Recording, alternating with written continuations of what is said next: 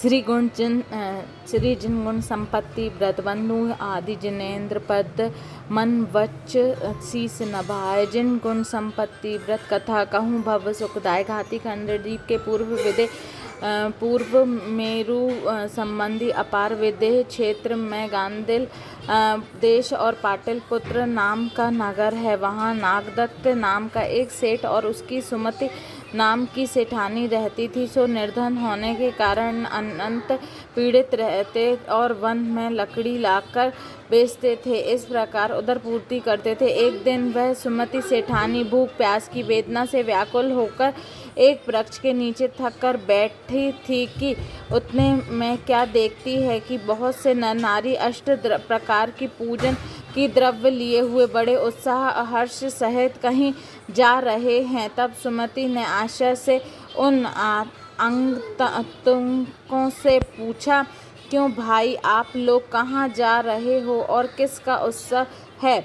तब उत्तर मिला कि अंबर तिलक पर्वत पर पिहताश्रव नाम के केवली भगवान पधारे हैं और यह अष्ट प्रकार की द्रव्य पूजा लिए जाते हैं। सुमति सेठानी यह शुभ समाचार सुनकर हर्ष सब लोगों के साथ ही प्रभु की वंदना के निमित्त से चल दी। इस प्रकार जब सब लोग पिताश्रव स्वामी के निकट पहुँचे तो मन वचन काय से भक्ति पूर्वक भगवान की वंदना पूजा की और फिर एकाग्र चित्त होकर धर्मोपदेश सुनने लगे। स्वामी ने देव पूजा, गुरु सेवा, स्वाध्याय, संयम, तप और दान इन गृहस्थों के षष्ठ कर्मों का उपदेश दिया। पश्चात हिंसा, सत्य, आचार, ब्रह्मचर्य, स्व आदर, संतोष और परिग्रह प्रमाण इन पंच अणुव्रतों तथा उन रक्षक चार शिक्षा व्रत, 3 गुण व्रत,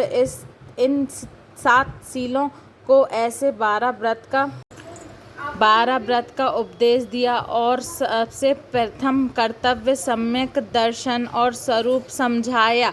इस प्रकार उपदेश सुनकर नर नारी अपने अपने स्थान को वापस लौटे। तब मुनि सुमति सेठानी जो अत्यंत दरिद्रता से पीड़ित थी, अवसर पाकर श्री भगवान से अपने दुख की वार्ता कहने लगी। हे स्वामी दीन बंधु दया सागर, भगवान मैं अबला दरिद्रता से पीड़ित हो नितांत व्याकुल हुई कष्ट पा रही हूँ।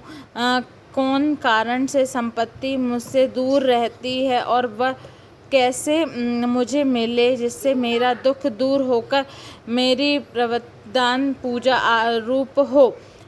किसकी कवि ने ठीक ही कहा है, भूखे पेट न भक्ति होए, धर्म न सूझे कोई। इस कहावत के अनुसार अब सब लोग धर्मोपदेश सुन रहे थे। तब वह दरिद्र सुमित सेठानी अपने दरिद्र रूपी तत्व के विचार में निमग्न थी, जो कि अवसर मिलते ही झट से कह सुनाया। स्वामी ने जिन दृष्टि से राजा रंक समान उस सेठानी का चित्त को प्रसन्न करने वाले शब्द इस प्रकार समझाए। बेटी सुमति सुन, पलासकूट नामक नगर में दिविल्य नाम ग्राम पति रहता था। उसकी भार्या सुनीति और पुत्री धनश्री रूप यौवन संपन्न थी।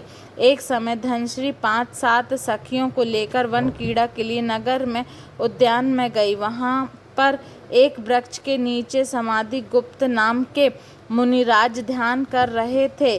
सो मदनमस्त धनश्री मुनिराज को देखकर निंदा युक्त वचन कहने लगी और घृणा करके मुनिराज के ऊपर कुत्ते छोड़ दिए, जिससे मुनिराज को बड़ा उपसर्ग हुआ। परंतु वे धीर वीर जिन गुण अपने ध्यान से किंचित मात्र भी चित न हुए, किंतु इस महापाप के कारण उस धनश्री मरकर सिंगनी हुई और सिंगनी मरकर तू धनहीन दरिद्रता नारी उत्पन्न हुई है। सो कोई मूढ़ नर नारी श्री गुरु के उपसर्ग करते हैं, वे ऐसे ही कथा इससे भी नीच गति को प्राप्त होते हैं। सुमति सेठानी अपने पूर्व भावांतर सुनकर बहुत दुखी और पश्चाताप करने रोने लगी। पश्चात कुछ धैर्य हुई धनकर हाथ जोड़कर पूछने लगी, हे स्वामिन, मेरा यह महापाप किस प्रकार छूटेगा?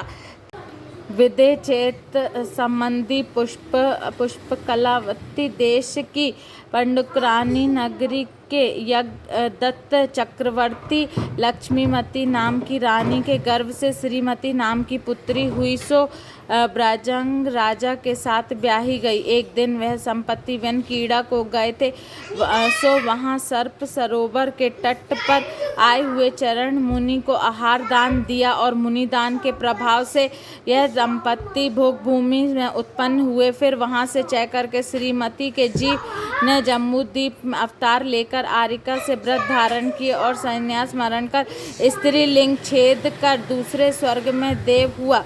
फिर वहाँ से चयकर जम्बूद्वीप के विदेह क्षेत्र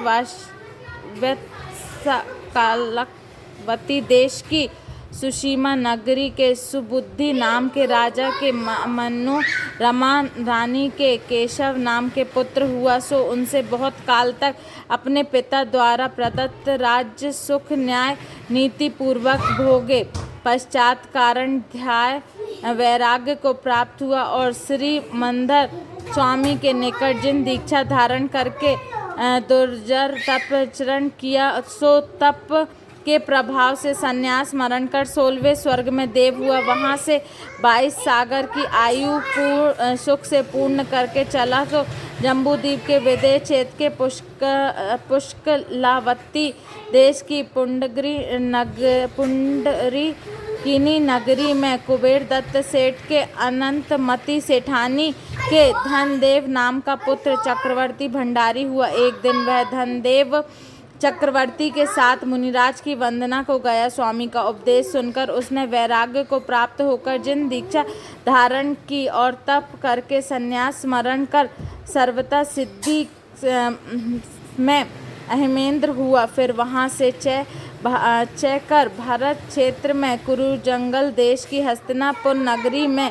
श्रेयांस नाम का राजा हुआ। सो कितने काल राज्य भोगे पश्चात श्री ऋषभदेव भगवान के आहार दान दिया, जिसके कारण दानियों में प्रसिद्ध प्रथम दानवीर कहलाया, जिसके कथा आज तक विख्यात है। और लोग उस दिन दान के दिन वैशाख शुद्ध तीज को अक्षय तृतीया या आखा तीज कहते हैं उत्सव मनाते हैं, क्योंकि सबसे प्रथम दान ही की प्रथा इन्हीं से द्वारा प्रचलित हुई है। पश्चात वे प्रसिद्ध दानी राजा श्रेयांस भगवान ऋषभदेव के मुख